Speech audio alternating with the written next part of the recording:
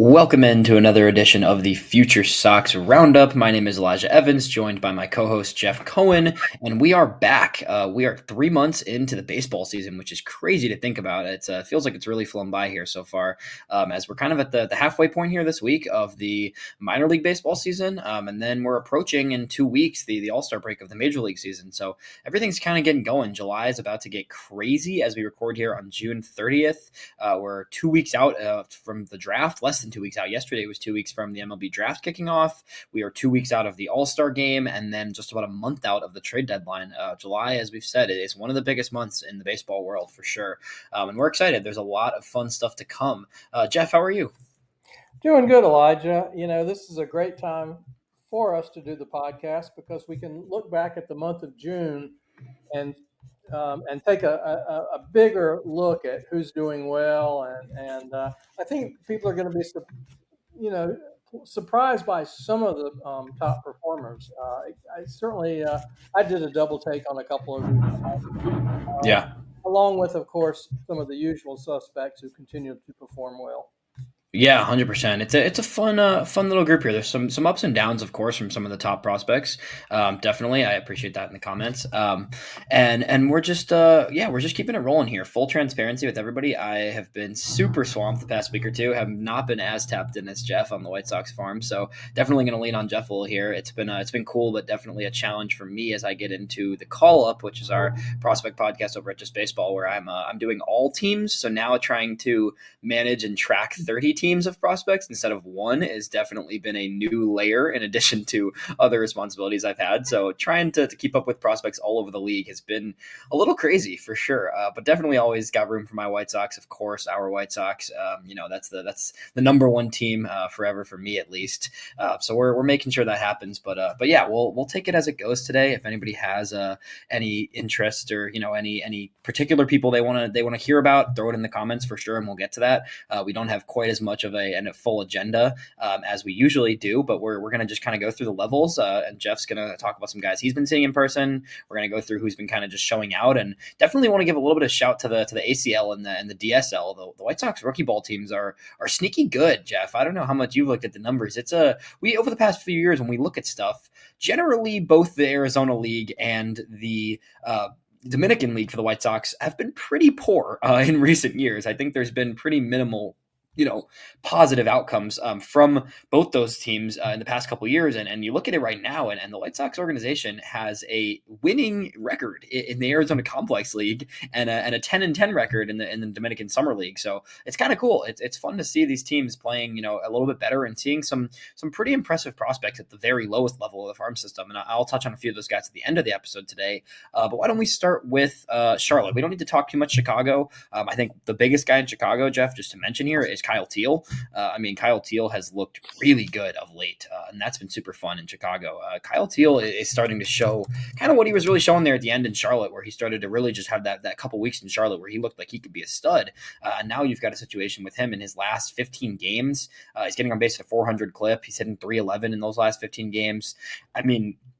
His on base percentage in his last 30 games at this point. Obviously he's only played he's played 15. Oh, he's played 15 games. I don't know why I'm saying last 15, but his last handful of games, especially, the last week, he's hitting 409 in that span. So pretty interesting stuff from Teal there. But anybody else you wanted to give a shout to at the major league level before we get into Charlotte? Well, it's hard not to at least mention Grant Taylor. Right, of course. Given how they're using him extensively and he's stepping up, it's really exciting to see. As much reservation as we had about him moving out of a starter's role, he's so dominant in the bullpen. Yeah.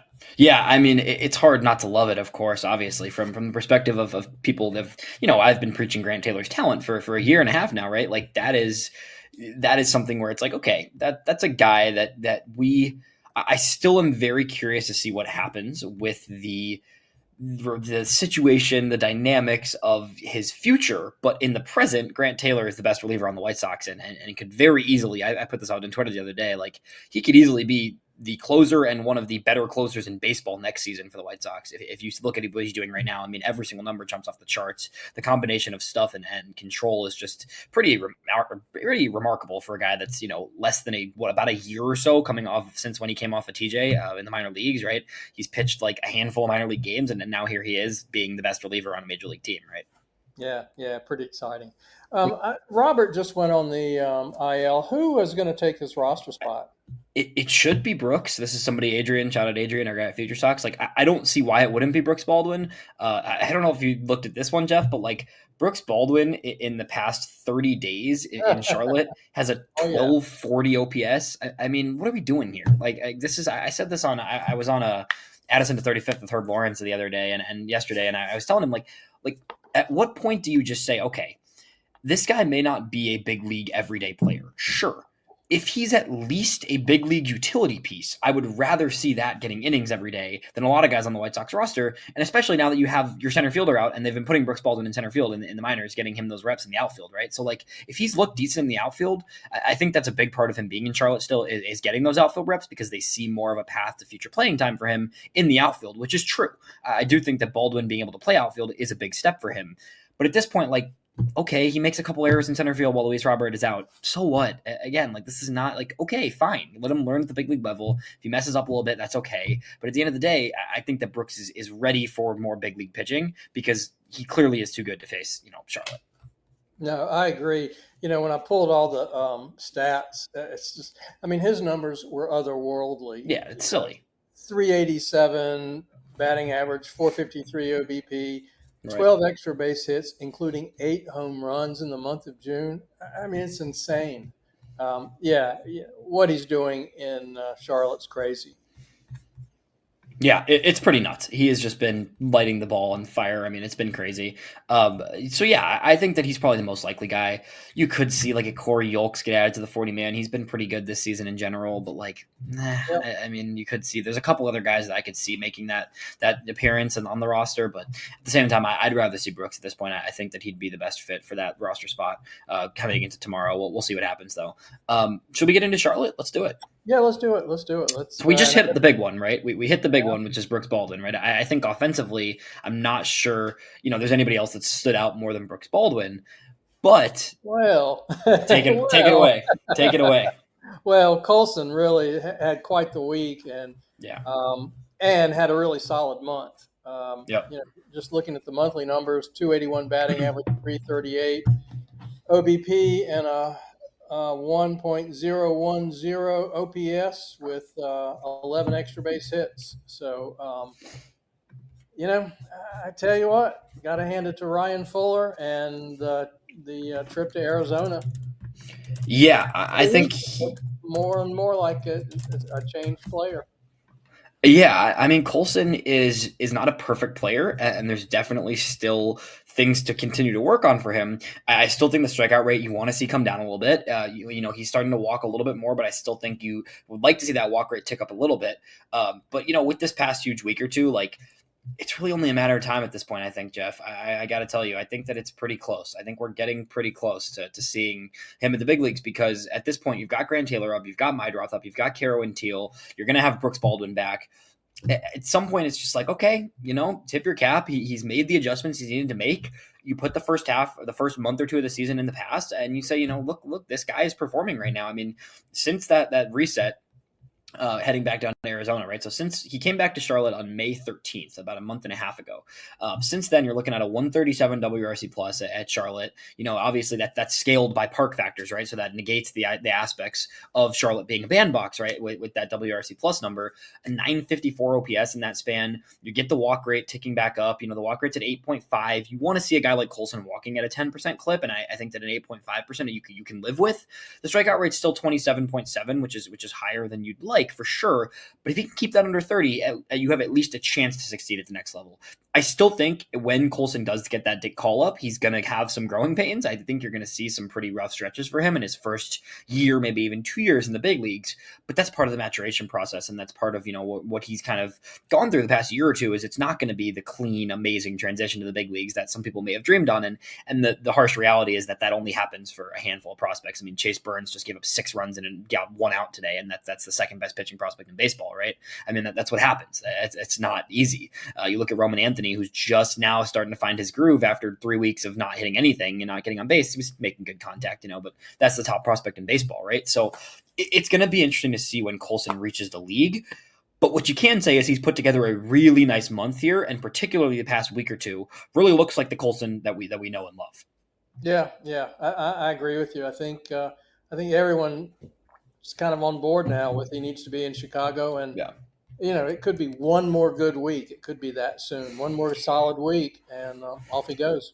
Yeah, it also could be till the deadline. I think that the deadline would make some sense, just because I think that you would like to give the opportunity to get some guys off the roster, right? I think the optimal scenario is that you get some of this, I don't want to call it dead weight, but dead weight off the roster, and then you get a guy like Colson in there where you have Colson and Mydroth and Brooks playing every single day in that middle infield, in the outfield, if you want to shift Brooks in there, right? Like, again, I mentioned this many times, but like Caro and Teal, like, I want to see them every day. I know Edgar hasn't been great. I know he's had his ups and downs so far, but like, I just don't need to see DH at bats going to Austin Slater and Michael A. Taylor and Benintendi so that you can put Taylor in the outfield. Like, I know Benintendi's not a great fielder, but like, Benintendi's fine in left field. He'll be okay. Like, he will survive in left field. And those DH at bats, instead of going to him because of Taylor or Slater or whatever going into the outfield, can then go to Caro or Teal when the other one's not catching. I mean, Edgar Caro, I think, has like 1 start in the past 4 days or 5 days. And it's just like, what do you, yeah, he's had his ups and downs so far, but I'm not sure what you expect for a guy in his 3rd month in the league for a 22-year-old guy when he's not getting at bats consistently. So it just is like, I think that the organization is already trending that direction. And I do think that post deadline, we're going to see this roster just really dive into the youth even more with Colson, with Temelko, potentially with some other guys making their way into the roster. Yeah, I'm really not that exercised about it.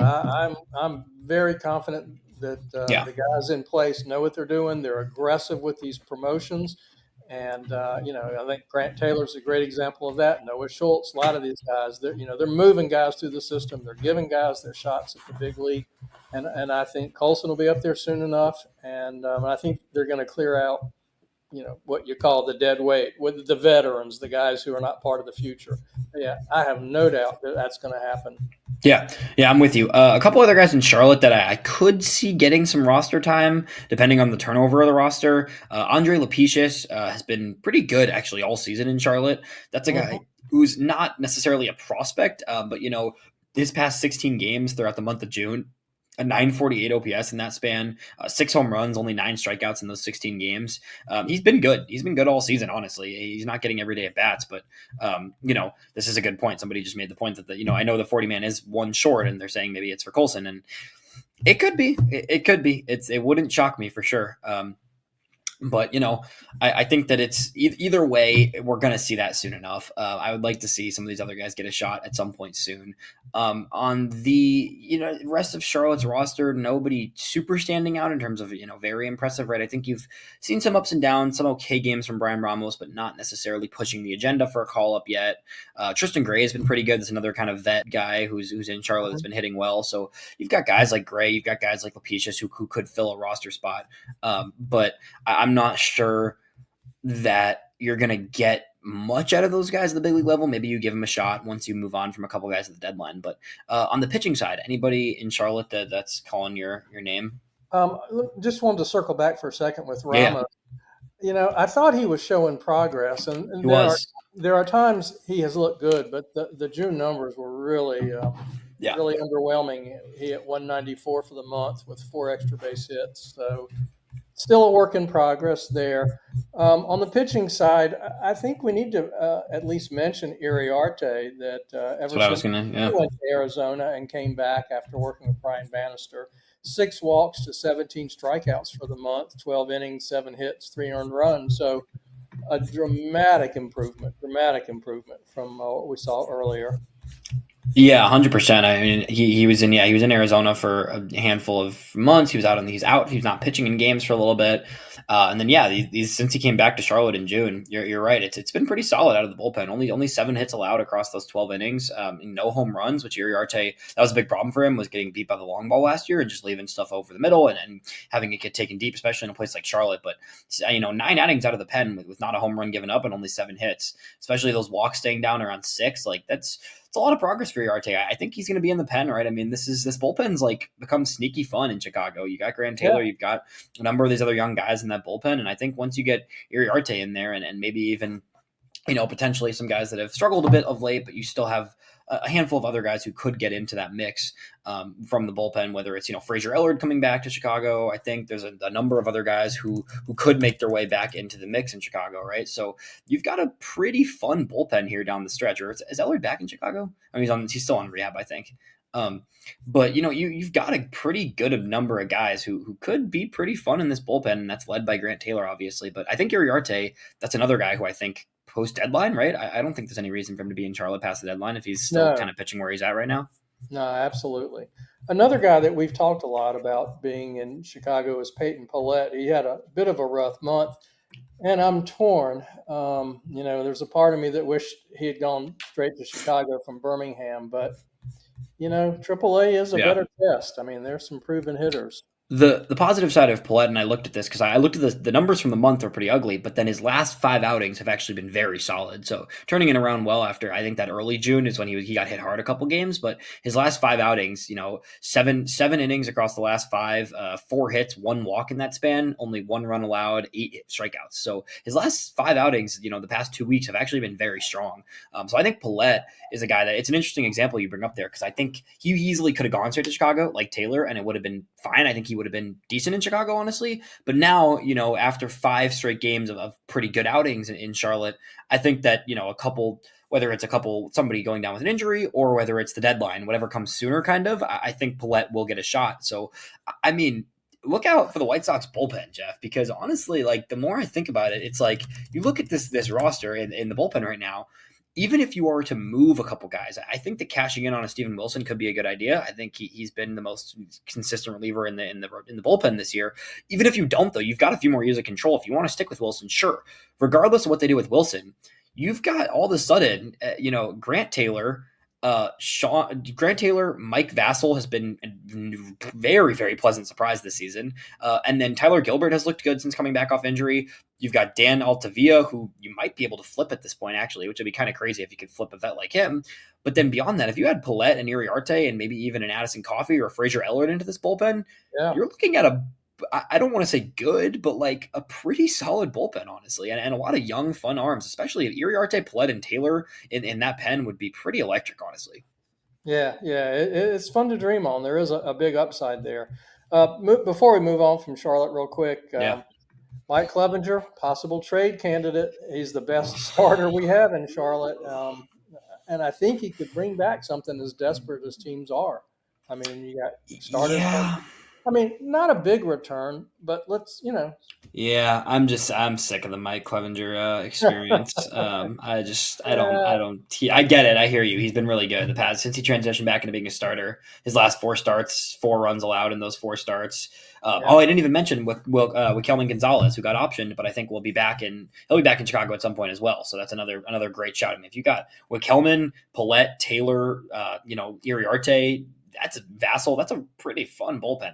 But yeah, Clevenger, if you can get anything for him, awesome. I don't think they will. I think realistically, you'd have to show it in the bigs to get any return, and at that point, you're sacrificing innings for. I mean, maybe you give him a few starts in Chicago, and if he has a few good starts, you flip him. But I don't think you're getting anything for Clevenger. okay. And then I had a question about Jesse Schultens. He's on the rehab list, but he hasn't pitched since June 4th. That is a good question. I was wondering the same thing because he made a couple outings there, and Yeah, then I don't see him. He's not on the IL still. He's still technically listed as a rehab assignment, but I think he's dealing with something. lower back. Ian has No, I texted. think that's relating to Nastrini, who is on the IL. Oh, okay. Um, Nastrini is back along with Varland. is he back? Yeah, yeah. So that's Varland would be nice too to see. I mean, that's another guy who could get into the pen.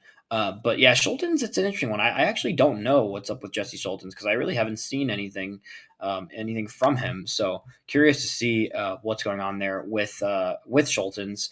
He might be back at some point, but it's been a little while. I don't expect much this season. Yeah, yeah. Just curious. Yeah, for sure. Shall we head down to Birmingham? Absolutely. Do you want to talk about a couple of surprise hitters, or do you want to talk about some steadily surprising but less so every starters? Let's go into pitching first, and then Wow. we'll get into the hitting. A couple hitters in Birmingham, not much to mention hitting wise in Birmingham, but I mean, pitching starts with Tanner McDougal. Jeff, I am just pretty floored by what Tanner McDougal's doing. I mean, I wouldn't say floored because I expected it to a degree, because of the fact that the stuff was always there. Ian's been saying this. We've been saying this. Ian Eskridge has been saying it more than anybody, but like the stuff has always been there for McDougal. It's just like every start he makes, you just see the maturation more and more and more with him. His first three starts in Birmingham now, 15 and a third innings, 3 runs allowed, 6 walks, 23 strikeouts. It's just so impressive every day. And I do think he's going to keep rising up. And every time I go to my top 30, because I'm like, we're only 2 or 3 weeks out probably after the draft from starting to do, our top 30 updates. Every time I look at my list, I'm like, should he really be behind that guy? Nope. Should he really be behind that guy? Nope. And I keep rising him up. I keep moving him up, and it's hard not to because it's easy to get the fatigue and to look at last year and look at what he's done the past couple seasons and how slow it's come along for him.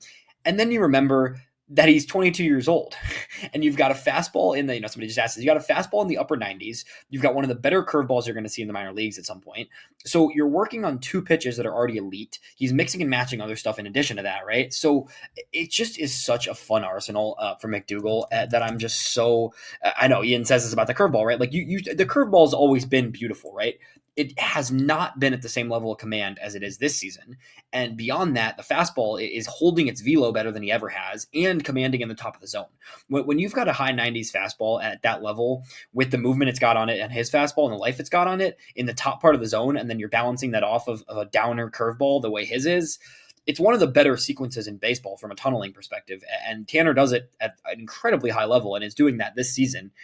It's just so fun to watch him pitch right now. And I think he's a borderline top 10 guy in the system at this point because what he's doing right now, if he was a college guy at 22 years old, we'd be talking about him as one of the top 5 or 6 prospects in the system probably, right? But he had to go through those 4 years of maturation throughout his, since being drafted as an 18-year-old, right? He's gone through it and he looks like an absolute stud. So last week, you and Dylan did your compared top 30s at this point. Where did you have Tanner? So I have Tanner at, I believe, 13, but it might get higher. Honestly, I really am not sure how it can not get higher just because of how exceptionally good it's been in the past, number of, I have him at 14 right now, actually looking at my list, but like the changeup. Yeah, exactly. It's just been so good. And a little sneak peek, me and Ian are talking to Tanner next week. So we're going to have a little interview with Tanner, hopefully at some point next week, which would be great to get some insight into what the development he's gone through and just kind of where his mindset's at with everything. He's just been so fun to watch, Jeff. And in Birmingham, some guys get up to that level and they might have some ups and downs. And he's not. I mean, he's just doing everything he was doing and then some in Winston-Salem. So exciting to see Tanner just going off so far in Birmingham. And the other guy from Winston, Shane Murphy, he had a pretty spectacular month too. 5 starts, 30.2 innings, only 17 hits, 4 earned runs. Yeah. Only 4 walks to 22 strikeouts. I mean, that's right up there with Tanner's numbers. 100%. Shane Murphy just keeps impressing. And Shane Murphy is such a cool pitcher because this stuff doesn't jump out at you. This is a 14th round guy from community college from 3 years back. And this stuff in general is just not really like, he's not a guy that jumps out, honestly. Like, and that's not a bad thing, right? Like it's just kind of a blend of stuff. It's great command. It's, lefty, funky. He just gets the job done. And he throws with such continual consistency and command. In those 4 walks across his last 5 starts, there's not a lot of guys in Double A, regardless of where they're at in their career development, that are only walking 4 guys across 5 starts, 30 plus innings at the Double A level. Right? He's going deep into his starts. He's working. He's attacking batters. He's minimizing his pitch count. Right? Like he's just doing all the right things right now. And Ian says it's curveball. Yeah, I mean, the breaking ball has definitely looked good in some of his last few starts, and I still don't think it's like a I don't think he has a plus pitch in his arsenal. But if you can have a plus curveball and then just an average, consistently commanded at 3 or 4 offerings, right? Like you're going to be able to succeed. And I think as a left-hander, he's sneaky only 24 too. I think that he, if Shane Murphy gives off the, you told me he was 26, I might believe you. And he's being, his career development, but 24 years old and just continues to just churn outs. I think Shane Murphy deserves to be in Charlotte, to be honest, for what he's been doing this season. Yeah, absolutely. One other pitcher I want to talk about, which is a guy that you have been really fired up about out of the bullpen, Zach Franklin. And I looked at his numbers. Yeah, did you see those numbers for the month? Wow, 9.2 innings, 22 strikeouts to 5 walks, and 2 earned runs. It's just insane. Zach Franklin's a dude, honestly. Zach Franklin is seriously a dude. But the numbers have been great. I mean, all season, but even last year, you saw the glimpses of it, right? He's got one of the better fastballs in minor league baseball, a ton of movement on it. Shout out to Uncle Ted. It's got a lot of IVB, a lot of induced vertical break for Zach Franklin. He keeps it up in the zone. He has a ton of ride to it, and just gets outs with it every time. The Zoo guy, in the chat. This was a guy who the White Sox, it was not a high-end signing, right? A senior, I believe a fifth-year signing of a guy in the 10th round, right? So this was a money-saving pick, but had a lot of success in college with some of his stuff. And this season as a whole, I mean, last year you saw 75 strikeouts across 50 innings for Franklin. And then this year, you come in and you got 48 strikeouts now across 31 frames in Double A, especially with the past, month, you said. The past month being 22 strikeouts in less than 10 innings. I mean, are we serious? That's striking out, more guys than not that he gets out, he's striking out, right? So it's been really fun to see. I think Franklin's another guy that let's just see it, man. I mean, this bullpen's going to be awesome in Chicago. I'm getting more fired up the more I talk about it. Like, Zach Franklin's 26 years old. Put him on the 40-man and replace one of the guys at the deadline with Zach Franklin, and I'm there for it. I'm all. You don't need to see this type of pitcher in Charlotte, right? He's a high fastball guy. He's going to keep just doing what he's doing. He's going to get your strikeouts. Yeah, he might have some command issues here and there. He might have some flaws, but this is not a guy that needs to see Charlotte. This is a guy you can put in Chicago and Palish got a shot, right? Like, you can just see what happens. And I'm excited to see what happens for Franklin, because I do think he's been, one of the better relievers in the system for the last 2 seasons now, and will get a shot in Chicago, whether it's this year or next year at some point. Yeah, you're talking about a guy who recorded 29 outs in the month of June, 22 by strikeout. It's crazy. Yeah. It's crazy. Yeah. So, all right. Moving on to the hitting side, I was pleasantly surprised to see the 2 names at the top of the leaderboard for the month of June in terms of batting average. William Bergolla and Caden Connor, 308 and 306 respectively. Yeah. Do did you look how many strikeouts William Bergolla has in the month of June?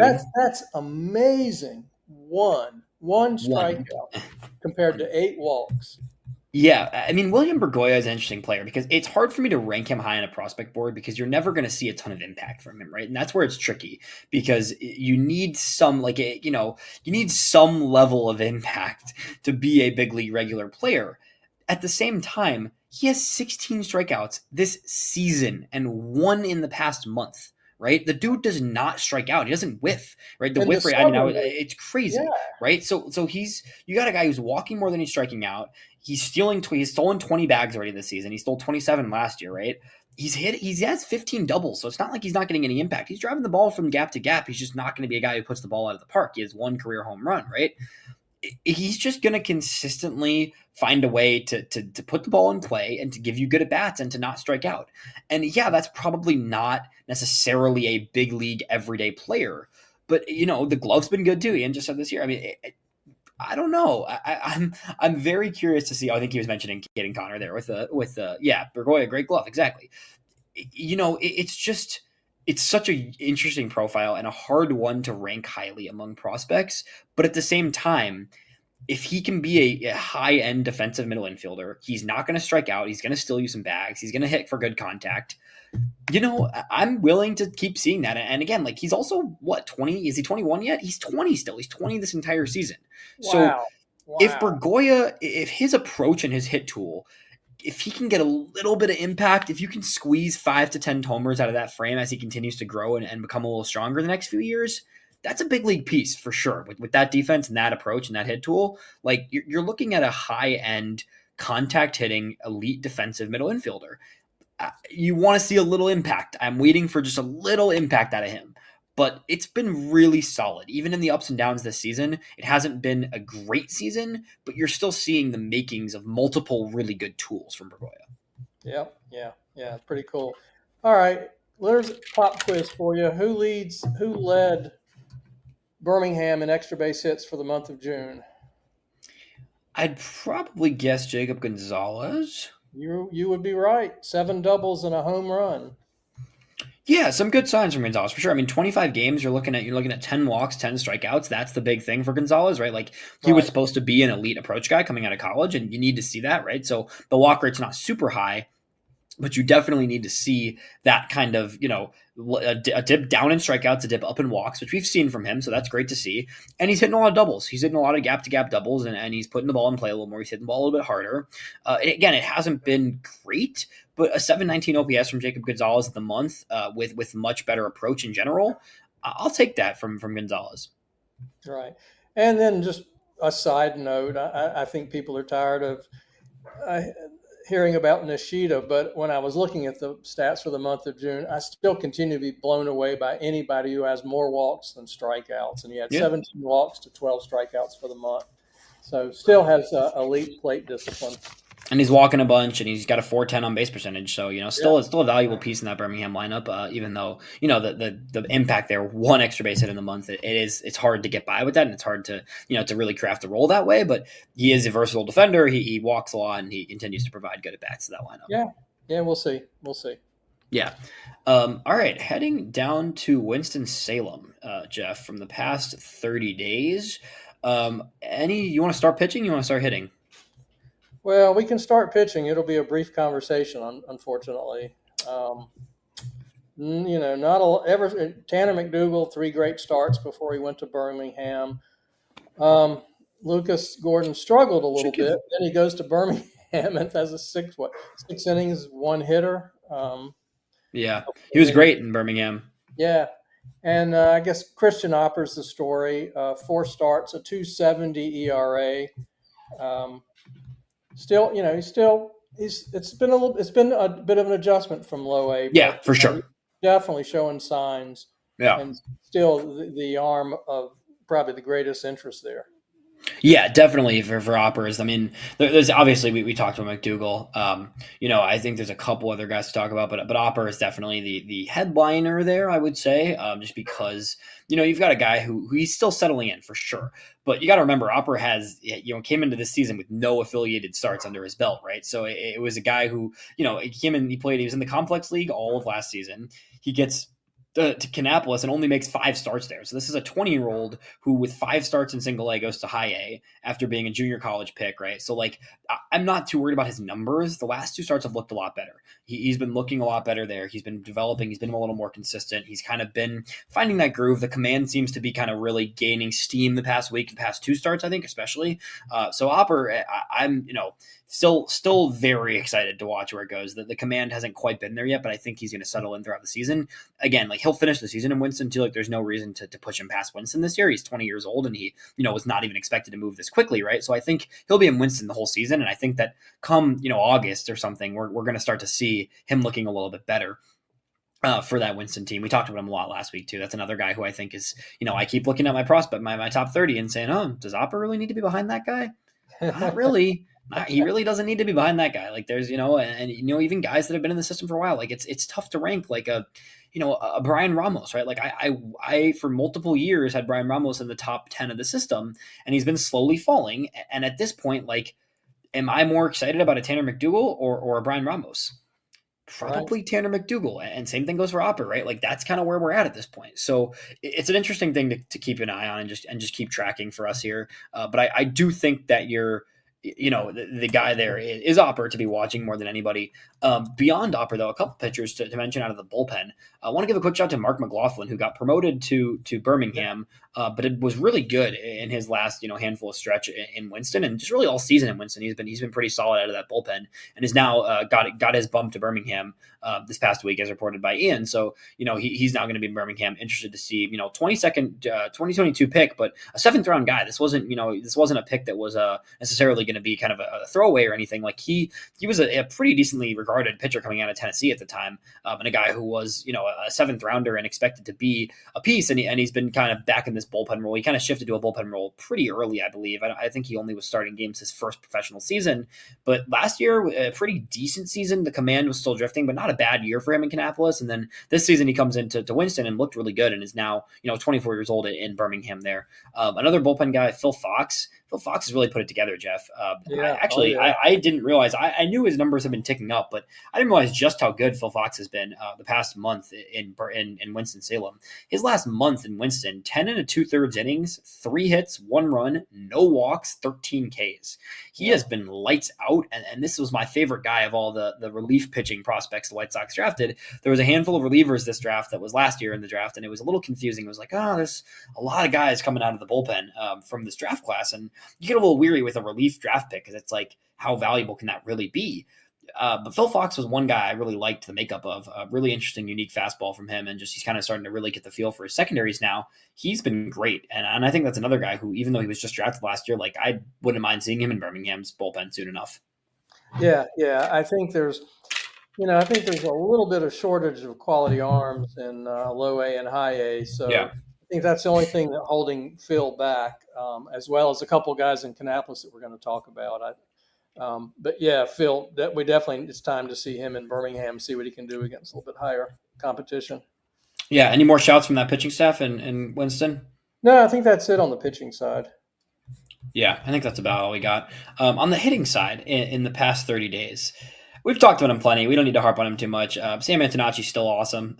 He's still just a fun player. He's still just the engine of that team in terms of the lineup right now. But 882 OPS in the month of June in 20 games.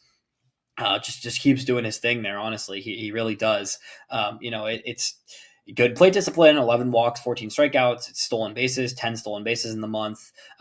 As some degree of power, right? 2 homers, 2 doubles, a triple, right? Some extra base hits, right? Like it's not quite the same profile because he is going to whiff more than Bergoya, but you're getting some more impact than Bergoya. So that's kind of the interesting thing with Antonacci there. And that's why I personally have an Antonacci slightly above a Bergoya in terms of a prospect ranking, because you can see the impact a little bit more with Antonacci. And I think you still have a little more room for power there, where he has some moments where you really start to see the power shine through at times. He popped a 106 homer a few weeks ago. Like that's something you're not getting out of Bergoya, and that's something that Antonacci's starting to show a little bit more of. And he didn't really show a ton of in college. And you're seeing over the past year a little bit more consistent development with him in his, impact at the plate, in addition to the elite hit tool and the discipline.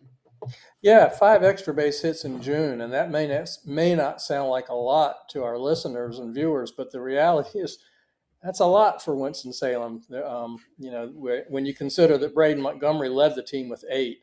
I know that on your Just Baseball podcast, you gave Sam a little love to a national audience, and other places I'm reading and hearing more about Sam. I think he's starting to get a lot of national recognition now, because it's just been a consistently solid season from start to finish, and there have been no lulls of note. It's really been impressive. Yeah, no, 100%. I'm with you there on that front. And then the other two that have kind of led the team in offense, despite some ups and downs, still a pretty solid month, all things considered, for Braden Montgomery. It was definitely that beginning of June period where he was really struggling. I think it was the end of May into the beginning of June when Braden went through that really tough 2 weeks in Winston, but it's bounced back well. Overall in the month, still hitting 279. He's got a 791 OPS, 3 homers, 3 doubles, 2 triples, right? So 7 extra base hits or 8 extra base hits in that span. 20 strikeouts is a bit high. You want to see that strikeout rate start to come down a little bit. But at the same time, I think that you're still getting pretty consistent production out of Brady Montgomery. And the other one is Sammy Zavala. Sammy Yeah. Zavala is turning in a pretty good month. And I think I've always been kind of low on Zavala generally compared to the consensus maybe, but still 20 years old. He turns 22, he turns 21 in a couple weeks here, but still 20 years old and has put together it's put together a very solid past month, right? I mean, in 23 games in June, he hit 293, 792 OPS, 10 walks in that span. It's good to see that walk rate come up because that's kind of one of his calling cards has been his approach. 3 home runs as well has been really nice to see for Zavala because you want to see some impact there with that profile for Sammy Zavala. Yeah, it's good to see. He's definitely trending in the right direction. Much more competitive at bats. He's impacting the ball a lot more. Defense has always been spectacular, and it continues to be. And then the last guy I want to point out is just a nice bounce back month for Jackson Appel. Hit 317. No extra base hits, but 462 on base clip. So good month for Jackson. I'm still high on him. Yeah, solid month there for sure. That's all I got in Winston. Kannapolis, we can. You want to start on the hitting side or the pitching side? I love that pitching staff. Let's go there. They've got a couple arms that just are. Yeah, let's do it. Who's been your? I mean, there's a couple you could pick here. Who's been your favorite watch so far, at least in June? I have not been able to see Luis Reyes as much as I'd like, but what a month he's had. Just outstanding. For the month, he's got a 0.31 ERA over 5 starts. It's been nasty. I'm dying to get some data on him, and I'm hoping I'm going to get some more data for him. I think I can get some here in the near future. But Luis Reyes has been super impressive. Like you said, 1 run allowed across his last 4 starts. He's making long starts too. It's not like they're short starts. Like he's going deep in games. He's just continuing to really just churn good outings. His 4 starts in June, 7 innings, 5 innings, 7 innings, 6 innings, no more than 4 hits allowed in any given game.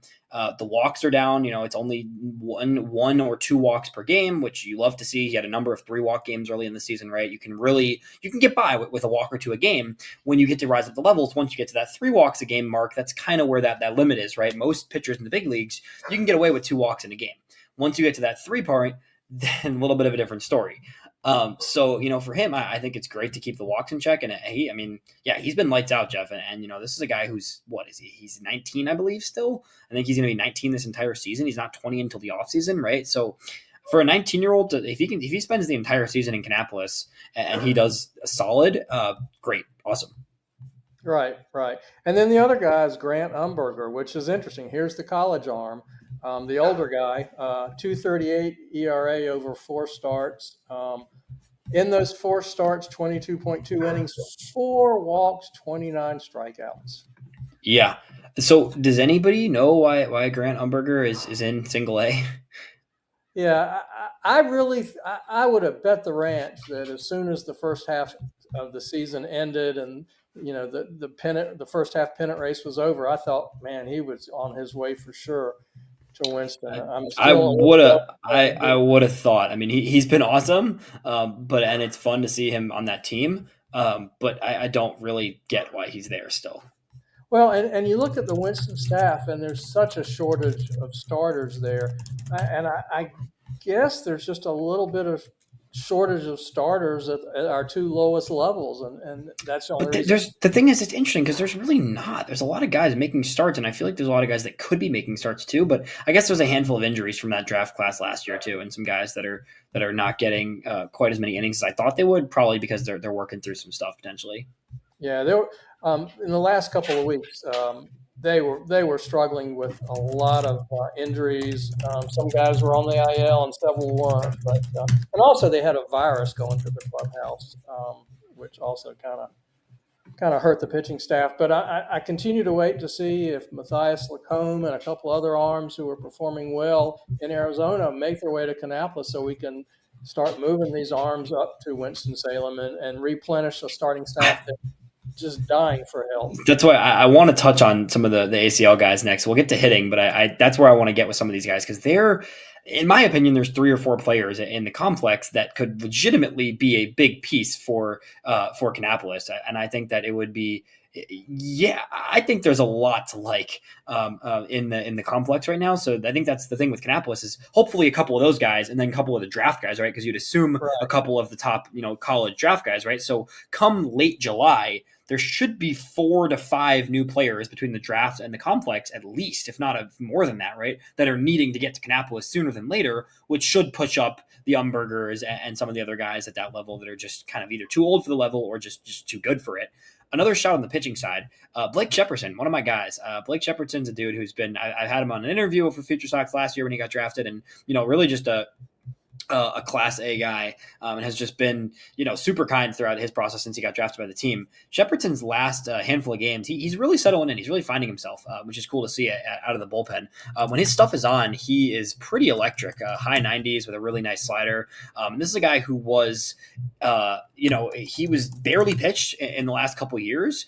So I think that he is someone who didn't really have his bearings under him in terms of what he was doing when he got to the level. He goes to the dev list. He goes back. He works on some stuff. He works through some things. And then I was talking to him a bit the other day, and he was saying that since he got back off the dev list, it has been a totally different situation for him, and he feels way more comfortable than he's been because, in those number of games, right? So he came back off the dev list the same day. Came back off the dev list on the 13th of May. And since then, a .69 ERA across 13 innings with 16 strikeouts. So since he came off the dev list, Blake Shepperton has been a different pitcher and has been the type of upside of a reliever that I really liked coming out of the draft as a late round pick, right? So I think that's another guy who has been great in Kannapolis, and I'm very curious to see where the rest of the season takes him because at his age, he could easily move up like a Jack Young to Winston and be on that same timeline as a college reliever. Yeah, I'm glad you mentioned Jack. He was another guy I was going to give a little shout out to. He was phenomenal in Kannapolis. Then unfortunately, he was on the injured list the pivotal week when they where they lost 3 walk-off games and fell out of first place. But then he got promoted, went to Winston, and he just came off a 3-inning outing, which is great to see. Yeah, 100%. A couple hitters in Winston or in Kannapolis, pardon me, before we get to some complex guys I want to touch on real quick. George Walkout is the story of the month, I think, in general here, right? I think with in Kannapolis recently, it's been great to see just what he's been doing because we've talked about this so many times that George, you just got to be patient. This is such a unique profile and such a unique player that with George Walkout, it was always going to take a little bit of time for him to really figure it out. He has shown signs all season, right? Like you've seen the signs of growth throughout the season. It's been noticeable, I think. I think you've seen the approach get better. You talk to him, the approach has gotten better. He's stealing more bags. He looks more comfortable in the outfield, right? Like there's a lot of things he's doing well. And now this month, you start to see that come alongside some more impact and some of that power. 4 home runs in the month, 3 big home runs, 4, he's starting to show a little bit more of the combination, right? So you've gotten a little snippets of things. You got the first month of the year where he was running a ton. He was really active in the field. He was struggling still a lot. Then you got this month where he's hitting a little bit more. He's slowing down with the speed a little, but you're seeing the walk rate go up. You're seeing the strikeout rate come down a little bit. It's going to continue to be give and take with Walkout, but an 840 OPS in the month is a good sign from him for sure. Yeah, the first, 20 days, first 2.5, 3 weeks of June, he was outstanding. And then he got sick. He got strep throat. And I think his numbers have tanked a little bit because of that. But it's been an outstanding month, a big turnaround.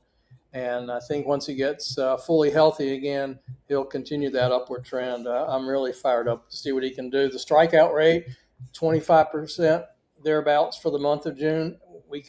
That's a huge improvement. Really fired up about George's month of June. Yeah, definitely some positive signs there. Like you said, there's a lot of things to build on there for him. Still a long way to go, but I think in the month of June, right, 11% walk rate, 22% strikeout rate, 141 WRC plus, like that. There's some really positive signs there from Walkout. Lyle Miller Green and TJ McCants, two of the draft guys from last year, two older guys, two guys that are going to have to really rake to make it up the league because they both just are older college guys still, and they're in single A, right? But they've both been raking. They're both hitting 300 in the month. Both of those guys are walking a bunch. Particularly TJ McCants has a really nice return coming off an injury, and then he was in Arizona for a little while. But now you're looking at a guy who, he walked one less time than he's 15 walks, 16 strikeouts for him. You posted a little bit of a tidbit on him on Twitter. This is a guy who's just been really solid. Both these veteran guys have been very solid over the past month, which is nice to see. You buried the lead. Who's leading? Who led the team in June? In what? In hitting, batting average. Is it not Lyle? Isn't it Ryan? It's Ryan Burroughs. Wow. Yeah. Not too shabby. And Good to see. I gotta say, I gotta own up to this. I like Ryan. I think he's a great guy personally. You've always, yeah. I was beginning to feel about Ryan like you were about Sammy Zavala. Like maybe he's not going to measure up to all the love he was getting when he was signed. Yeah. I just wasn't seeing it, and then he's really put it together this last month. 316 batting average, 360 OBP, 9 out of 10 stolen bases. Still only 3 walks to 21 strikeouts. So still work to be done, but definitely a huge improvement. Yeah. No, definitely a big improvement from Burroughs for sure, which is nice to see because this is a guy, he's always had the tools, right? He's always been a fast guy, pretty twitchy, pretty solid swing. He's adjusted. But yeah, it's good to see for sure. You got to do something about that 2.5 walk rate, 25% strikeout rate. Like that's not going to be sustainable, especially for a guy who's not going to have the most impact, right? He's always going to be a little bit more hit over power for a guy of Burroughs' stature, right? So you're going to have to bring that walk rate up. You're going to have to bring that strikeout rate down for his guy, for a guy like him. But nice to see him finding a little bit of groove and at least making, a more consistent impact at the plate. Yeah.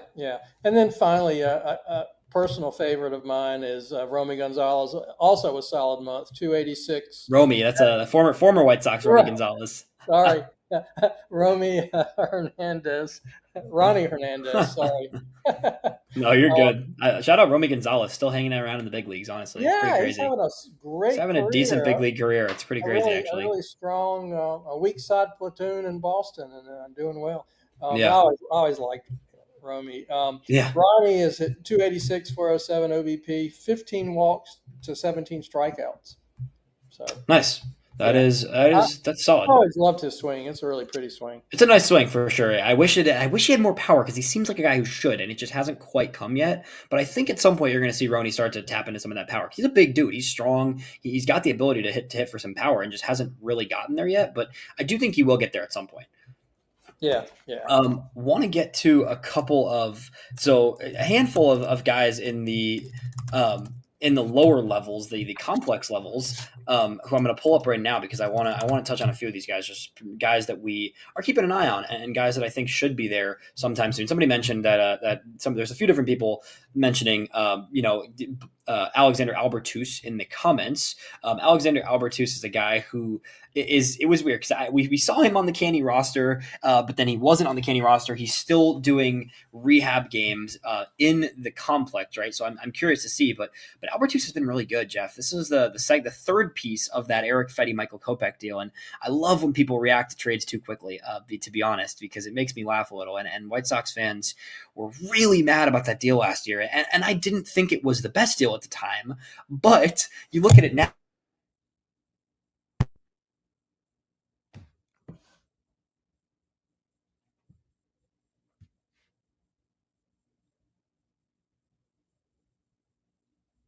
How about now?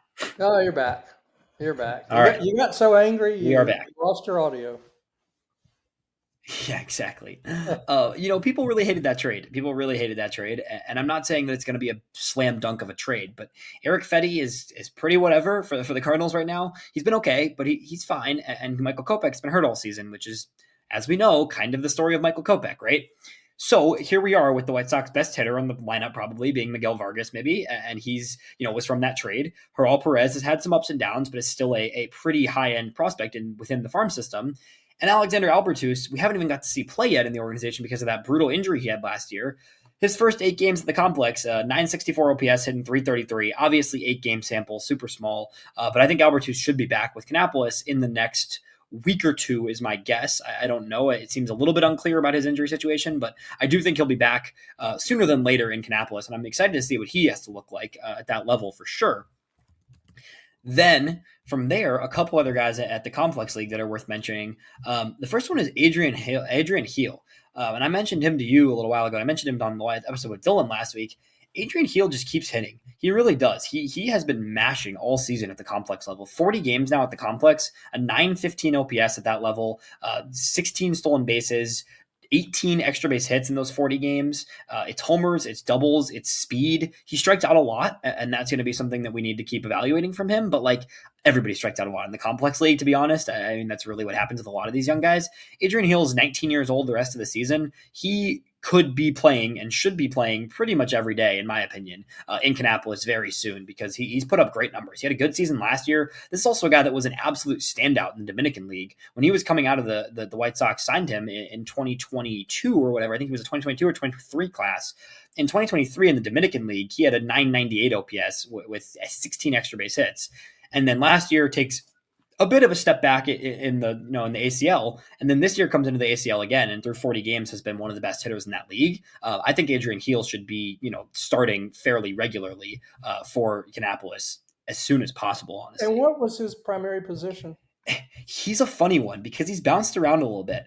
This is a guy who he did not log a single game. I remember when he was signed, he was listed as a catcher / infielder, and he didn't log a single game behind the plate until this season. And now he's catching in Arizona, which is crazy. So he's playing a combination of catcher and first base mostly now. It seems like he's grown out of third base a little. He played a lot of third base last year in Arizona, but he's been mostly catching and playing first this year. So I have known nothing about his defense. I won't pretend to know anything about his defense, but the fact that he's catching now while putting up a 9-something OPS in Arizona, it's pretty fun. I'd like to check it out at least. Yeah, well, that'd be cool. Excited to see these guys come to Arizona, come to Kannapolis.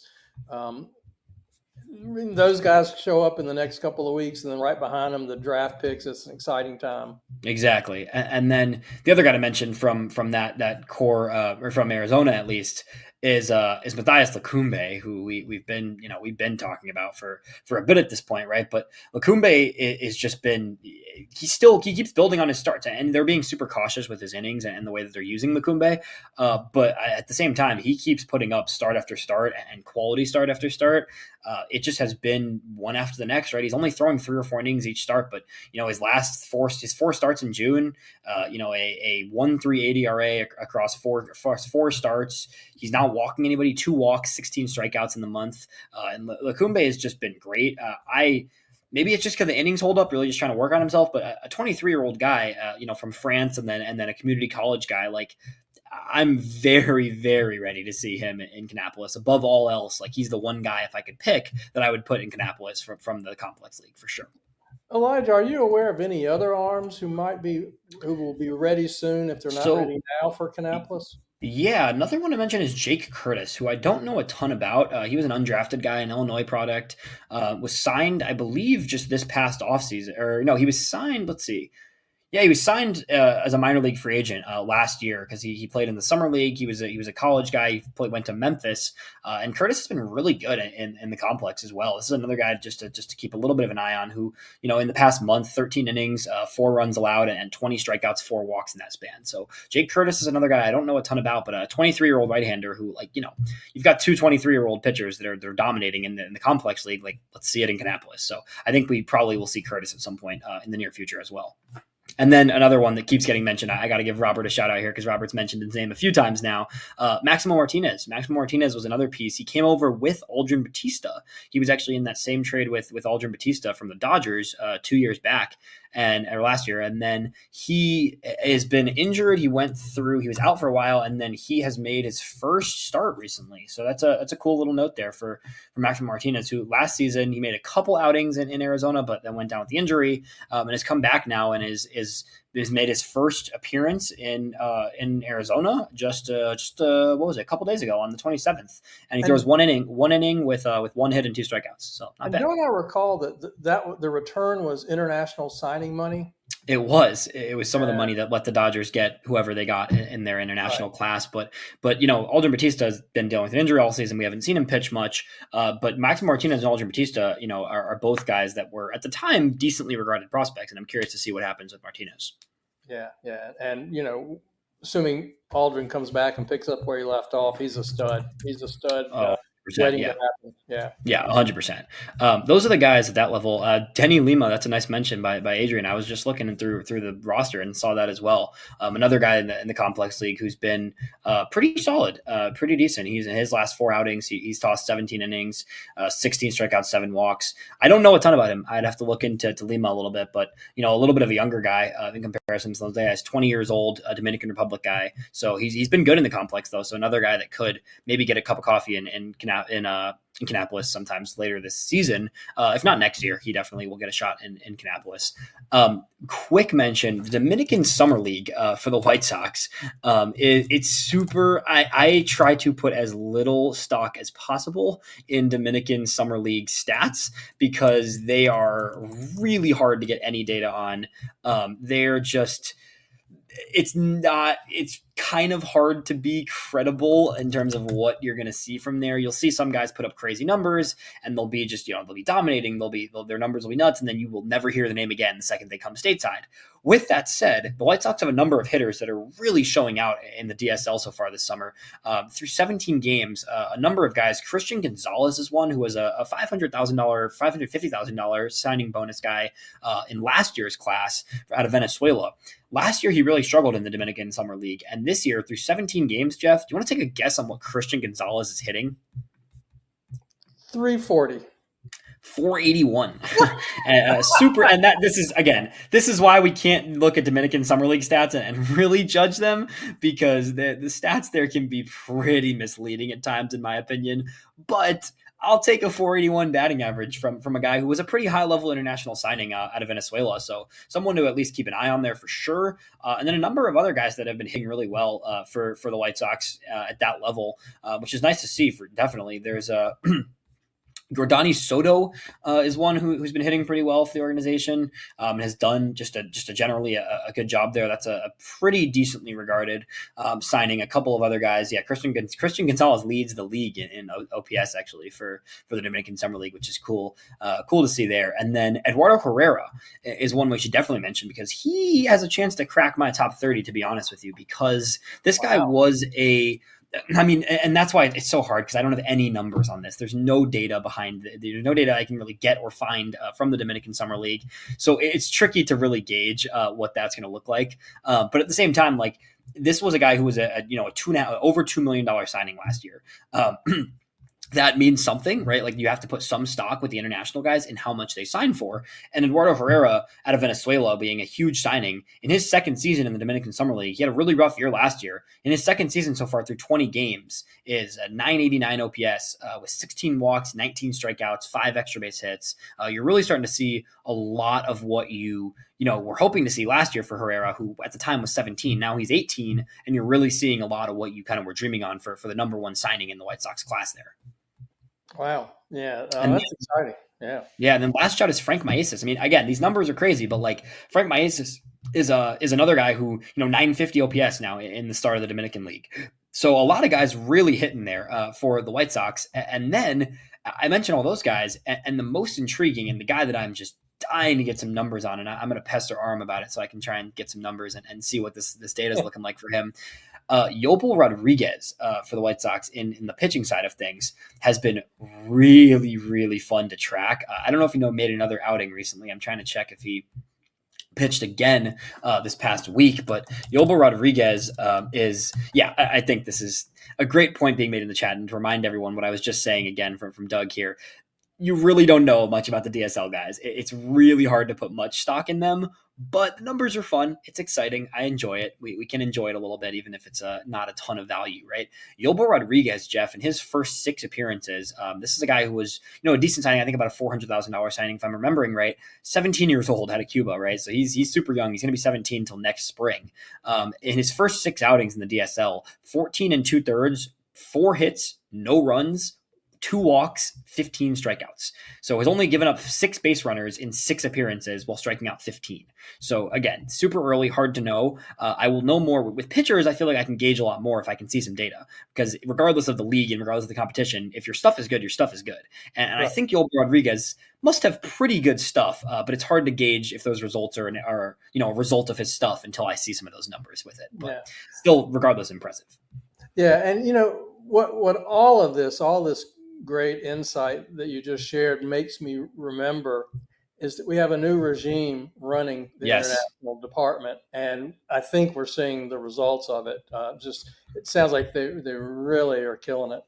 That is a wonderful point, Jeff. And we don't know yet. We don't know yet if these players will translate into any sort of big league success. Of course. But the fact that the numbers and results from those rosters in the Dominican and in the, in the ACL and in the DSL, seeing them be as good as they are, even compared to the last 5 years, like there hasn't been players putting up these numbers on these rosters in a long time. So again, like it's all super exciting. At the very least, it's exciting to see a new layer added to the mix of everything within the White Sox organization. And that's something we're going to see through the draft and just continue to see at every step of the way with this organization, with the big league level. I know I don't want to say I'm fully bought in, because I'm not fully there, but I believe in the direction of this organization a lot more than I think the average fan does right now. And that's because you can really see tangible adjustments and success and changes at each stage of the organization right now. And that's something you weren't seeing a couple years ago, in my opinion. Now, I'm inclined to agree with you about the confidence in the organization. And there are a couple of things that have brought me to that decision. And one is the decisiveness and the boldness of the promotions, whether, and Grant Taylor's a great example of that, but several other guys, Mydroth going up quick, sooner than later. I love that in the organization, that they're willing to do that. Yeah. 100%. So we're going to keep seeing where it goes. We appreciate everybody checking in with us and hearing about all the top players in June and in general. Like I think that there's a lot of fun stuff coming up. We're going to have I'm going to have Pete Flaherty join me at some point for a little bit of a draft special. I'm going to record that with him soon, and then we're going to have a lot more stuff. We're going to hopefully have our Tanner McDougal interview coming up. Talking to him this week or next week potentially. So we've got a lot of fun content. And then make sure you're checking in with the draft. James put out another mock draft today, so FutureSox.net. You can find our most recent mock draft. James does an excellent job just checking in with people around the league, seeing where things are at, and seeing where the mocks go and where the White Sox could potentially go with the draft. I'm hoping for a prep shortstop. I'm very much on the wagon of trying to get one of those upside young shortstops and just seeing what happens. And we will see what else happens. Any last thoughts from you here, Jeff? No, I think it's all exciting. We got the draft coming up. You and I are big supporters of what Mike Shirley's been doing and the talent that's been coming in the organization. And I think you just highlighted a lot of interesting international guys. So it's really exciting. I tell you another thing that's got me really fired up. I know we need to get off the air, but I'm really fired up about the fact that these guys go work in Arizona with Ryan Fuller and Brian Bannister and come back dramatically improved. I think there's just a lot of evidence that we've got a regime in place of a lot of really talented people who know what they're doing and are making big inroads and turning this thing around. Yeah, I'm with you. I'm excited. We're going to see what happens. I can't wait for draft day. It's going to be super fun. I'm going to be out there in person in Atlanta. Super fired up for that, doing some stuff with Just Baseball. Yeah, really excited. I'll be closer towards you in that side of the country. But yeah, really, really pumped for it. It should be a good time. So we got a lot of fun stuff coming up. Stay tuned to Future Sox at Future Sox. I'm at Elijah EV8. You can find Jeff at AAA Jeff. And we will talk to you next time on the Roundup. Sounds Thanks, great. everybody. Thank you, guys.